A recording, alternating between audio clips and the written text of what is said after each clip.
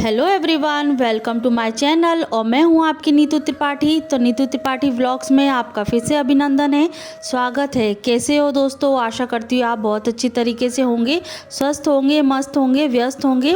तो friends, morning का time हो चुका है और आज मैं आपके साथ जो मॉर्निंग का जो रूटीन है, जो मैं किस तरीके से भोले बाबा की पूजा करती हूँ और किस तरीके से मेरा सोमवार व्रत जाता है, तो वो मैं आपके साथ शेयर करूँगी। तो फ्रेंड्स, अभी चल रहा है, अधिक मास चल रहा है, तो उसका जो महत्व है वो मैं आपके सामने शेयर करूंगी।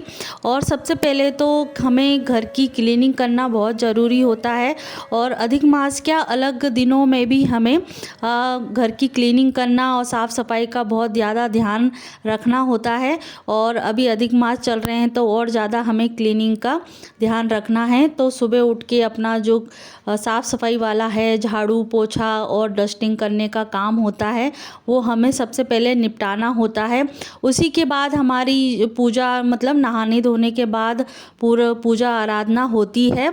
जब तक घर में साफ़ सफाई नहीं होगी तो हमारे मतलब शरीर को भी एक तरीके से संतुष्टि नहीं मिलती है, मन को संतुष्टि नहीं मिलती है।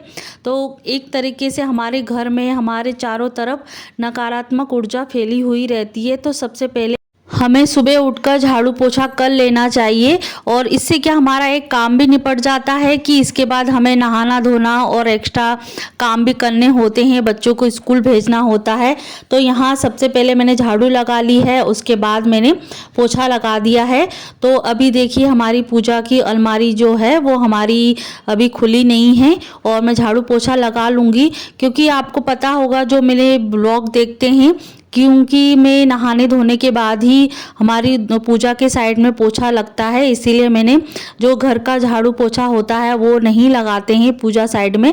अलग से एक कपड़ा जो अलग से रखा हुआ है, तो वो पूजा के लिए ही यूज़ होता है और पूजा के लिए ही हम धो धा के उसको रख देते हैं सुखाने के लिए। तो दूसरे दिन हम उसी चीज़ को यूज़ करते हैं।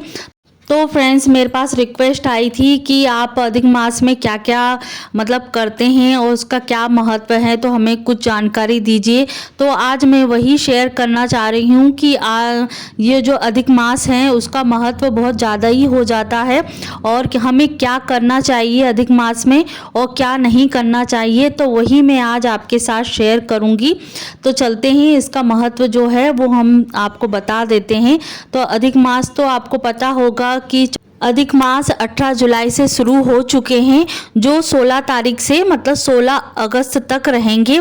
तो कहते हैं कि पूजा पाठ और भक्ति के नज़रिए से भी अधिक मास बहुत पवित्र माना जाता है, इसका महत्व बहुत ज़्यादा बढ़ जाता है। और जानते हैं कि अधिक मास के महत्व में हम क्या बारे में हम सोचते हैं, क्या करते हैं, तो वही मैं आपके साथ शेयर कर रही हूँ।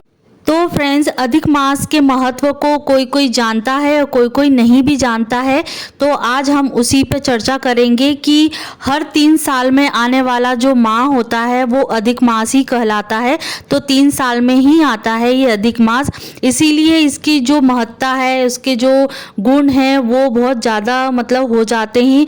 इसलिए सभी जो भक्त हैं भोले बाबा की और विष्णु भगवान की पूजा करते हैं। तो ये महीना क्या होता है, भगवान विष्णु जी का प्रिय माह माना जाता है, तो उनको ये महीना बहुत ज़्यादा पसंद होता है, इसीलिए इसे मल मास भी कहा जाता है और पुरुषोत्तम मास भी कहा जाता है। और मान्यता है कि जब अधिकतम विष्णु जी की जो भक्ति करता है, जो आराधना करता है, भोले बाबा की आराधना करता है, विष्णु भगवान की आराधना करता है, तो वो जीते जी तो है ही, धन की कमी नहीं होती है, मृत्यु के बाद भी वो स्वर्गलोक में स्थान पाता है। तो बस यहाँ मैं अपनी पूजा कर रही हूँ, नहा धो के अपने मंदिर में आ चुकी हूँ। तो जो व्लॉग मेरा देखा नहीं है, जो हमने भोले बाबा की अलग से स्थापना की थी, तो वो जाकर आप देखिए। और बहुत अच्छी तरीके से पंडित जी ने पूजा करवाई है और मैं इसी तरीके से सोमवार का व्रत करती हूँ। तो यहाँ सबसे पहले गणेश जी का स्नान किया, कार्तिकेय भगवान का स्नान किया, माता रानी का स्नान किया, उसके बाद हमने भोले बाबा का स्नान किया है और पंचामृत से स्नान किया है। दूध दही आप पंचामृत में ये सब 5 चीज़ें आप डाल सकते हैं। और यदि आप सोमवार का व्रत करते हैं या नहीं भी करते हैं तो आप इस सावन सोमवार में पंचामृत से उनका स्नान कराइए और त्रिकुंड लगाइए, चंदन लगाइए, बेलपत्र चढ़ाइए, समी के पत्ते जो रहते हैं वो चढ़ाइए, चावल चढ़ाइए और जो जलधारा होती हैं तो किशोरी जो है अशोक किशोरी है तो उनमें सिंदूर लगाइए और माता रानी से भी आराधना कीजिए और भोले बाबा से भी प्रार्थना कीजिए। और यहाँ मैं सोमवार के टाइम पे सोमवार के दिन अग्यारी भी करती हूँ, जो मतलब गोबर के ओपले रहते हैं उससे अग्यारी की जाती है। और यहाँ मैंने अलग से लोटा भी भर के रखा है जिससे भोले बाबा मतलब पूरे दिन स्नान करते रहें और धूप दीप दिखा के मेरी जो पूजा है वो पूरी तरीके से संपन्न हो चुकी है।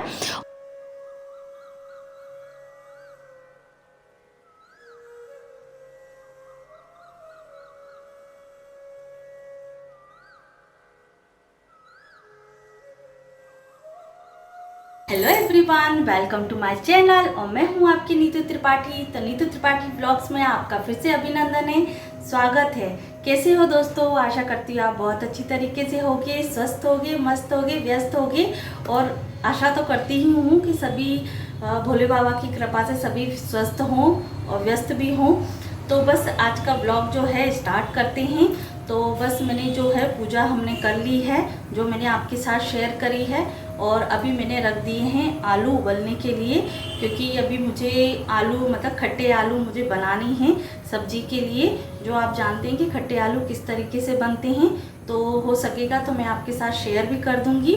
और आलू वैसे भी उबाल दिए हैं, दूसरी बार मेरे को उबालना पड़ेंगे क्योंकि मतलब दोपहर में कुछ खाने के लिए चाहिए रहता है, नहीं तो चाय या चिप्स में भून लूँगी। तो वो भी मैं आपके साथ शेयर करूँगी कि मैं मतलब सोमवार के दिन मैं व्रत किस तरीके से करती हूँ और क्या मेरा रूटीन रहता है सोमवार के दिन, और पूजा मैं किस तरीके से करती हूँ मैं पूरी तरीके से आपको मतलब शो करूँगी और शेयर करूँगी आपको। और पूजा आपने मेरी देख ही ली होगी और आगे जो ब्लॉग होगा वो मैं आपके साथ कंटिन्यू करूँगी और शेयर करूँगी। और जो मेरे चैनल पे प्लीज़ नए हैं तो मेरे चैनल को सब्सक्राइब कीजिएगा, लाइक कीजिएगा और शेयर कीजिएगा और कमेंट ज़रूर कीजिएगा कि कैसा लगा ब्लॉग। तो चलते हैं, अब ब्लॉग को स्टार्ट करते हैं। तो फ्रेंड्स, पूजा करने के बाद मैं आ गई हूँ किचन में, क्योंकि अब दोपहर का जो खाना है उसका भी टाइम हो गया है। तो यहाँ आज मठा के आलू, खट्टे आलू बनेंगे, तो उसके लिए भी मैंने आलू उबाल के रख लिए हैं। तब तक आलू उबलेंगे, तब तक मैं अपने लिए चाय और जो आलू की चिप्स होती हैं वो मैं सेक लूँगी, तल लूँगी। क्योंकि अब ये है कि इसके बाद में पूजा करने के तुरंत बाद तो मैं किचन में नहीं आई थी, क्योंकि कमरा भी मुझे समेटना होता है, क्लीनिंग करनी होती है थोड़ी बहुत। जो बच्चे मतलब स्कूल जाते हैं तो क्लीनिंग नहीं हो पाती है उस टाइम पे, उनके जाने के बाद ही सब चीज़ें हो पाती हैं। और जब भी जैसा रहता है उसके हिसाब से मैं क्लीनिंग कर लेती हूँ। और जाने के बाद तो फिर मैं जो फाइनली क्लीनिंग होती है तो बिस्तर जमाना एक्स्ट्रा वैसे तो जमते ही रहता है, 2-3 बार तो जमते ही रहता है, क्योंकि जब तक बच्चे रहेंगे घर पे तब तक क्लीनिंग ज़्यादा हो नहीं पाती है। तो उनके जाने के बाद ही मैं सब चीज़ें करती हूँ।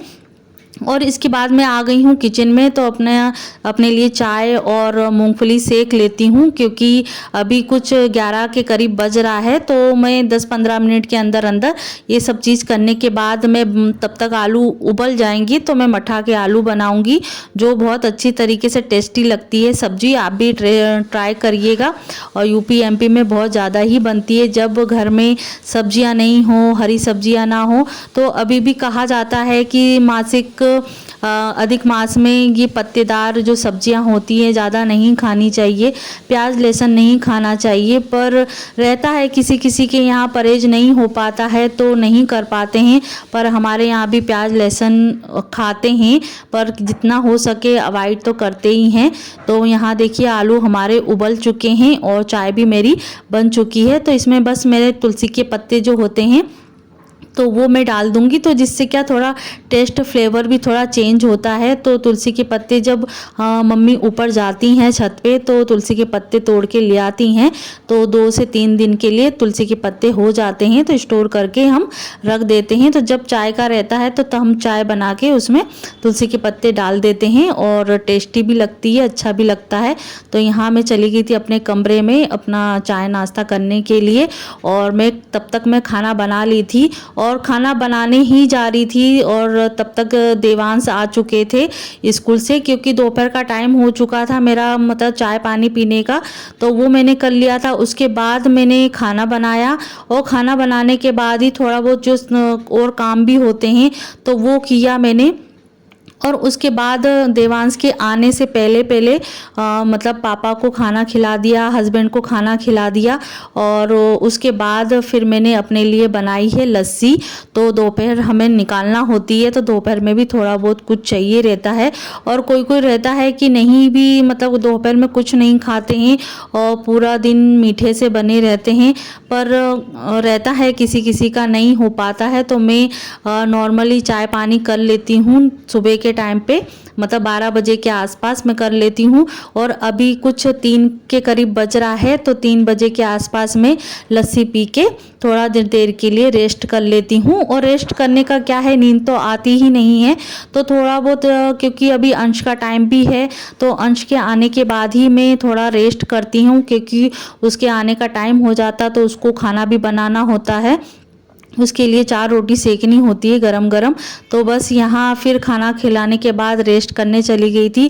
फिर शाम के टाइम पे मैं अपने जो रात का मैं अपना जो प्रिपरेशन कर रहता है कि मुझे रात को क्या खाना है, तो मैं एक टाइम नमक खाती हूँ, पर फरियाल खाती हूँ, मतलब फरियाली नमक जो होता है वो मैं करती हूँ। तो मैं खाना नहीं खाती हूँ, मतलब अन्न का नहीं करती हूँ, तो वही मैं साबूदाने मैंने गला के रख दिए हैं। तो जब खाना रात का खाना बनने के बाद पूरी किचन साफ करने के बाद मैं अपना खाना, अपना जो फरियाल है साबूदाने की खिचड़ी वो मैं बनाती हूँ। तो मैंने आलू उबालने के लिए रख दिए थे जब खाना बन रहा था। तो फ्रेंड्स ये ब्लॉग को मैं कंटिन्यू करूँगी। तो कहते हैं कि शास्त्रों के अनुसार मनुष्य का जो शरीर होता है वो पंच तत्व से बनता है। कौन कौन से पंच तत्व होते हैं हमारे शरीर में? जल होता है, पानी होता है, मतलब अग्नि होता है, पृथ्वी होती है, वायु, आकाश, ये 5 तत्व होते हैं, उससे चीज़ से हमारा शरीर बनता है। इन पांचों में ही संतुलन बन जाए तो हमारे जो हमारा जीवन है वो काल स्वरूप यही इसी चीज़ से, हमारे 5 तत्वों से ही हमारा शरीर चलता है। और कहते भी हैं कि जब धर्म ग्रंथों में भी बताया गया है कि अधिक मास में पूजा करना, पाठ करना और चिंतन करना, मनन करना, है ना, ध्यान करने से ये 5 तत्व जो होते हैं वो हमारे संतुलन हो जाते हैं, हमारे शरीर जो होता है वो संतुलन हो जाता है, जिससे क्या व्यक्ति में क्या सुख और शांति की मतलब उत्पत्ति होती है, सुख शांति बनी रहती है। क्योंकि ज़्यादा हम कुछ खाते नहीं हैं तो पूजा पाठ में लगे रहते हैं, तो हमारा जो जीवन है सुखमय बन जाता है। और कहते भी हैं कि अधिक मास में धार्मिक कार्यों के करने से जो व्यक्ति हैं उनकी कुंडली में जो दोष होते हैं वो भी उनके दोषों का निवारण होता है।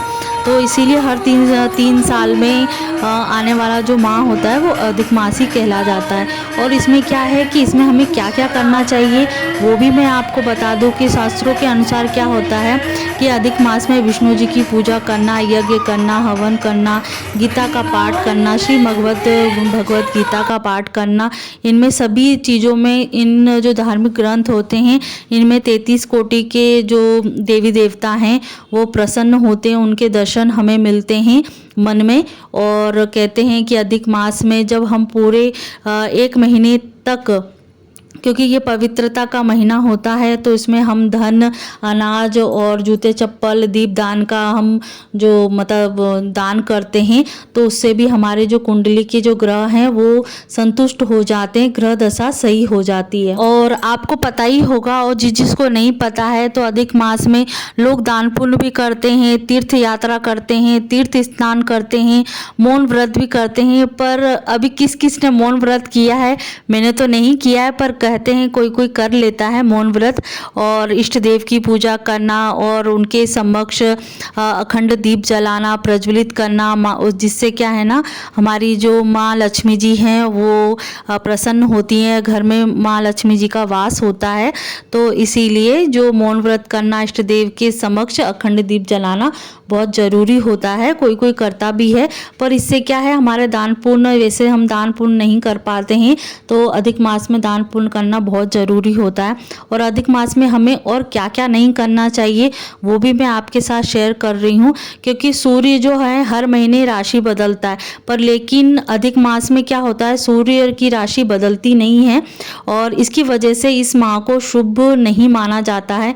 इसीलिए इसे क्या मालिन मास भी कहते हैं, क्योंकि जब विवाह, मुंडन, गृह प्रवेश, जनेऊ संस्कार और ये मांगलिक कार्य नहीं होते हैं इस दिन, वैसे शुभ कार्य मतलब ये सब चीज़ें नहीं होती हैं, पर एक्स्ट्रा हमको दान पुण्य ये ज़रूर कर लेना चाहिए। तो फ्रेंड्स, आशा करती हूँ आपको ये ब्लॉग अच्छा लगा होगा और आपको अधिक मास और सावन सोमवार का कुछ यूज़फुल लगा होगा। मैं किस तरीके से व्रत करती हूँ वो आपको अच्छी लगी होगी, साबूदाने की खिचड़ी अच्छी लगी होगी। तो प्लीज़ मेरे चैनल को सब्सक्राइब, लाइक, कमेंट ज़रूर कीजिएगा। तो अगले वीडियो में मिलते हैं।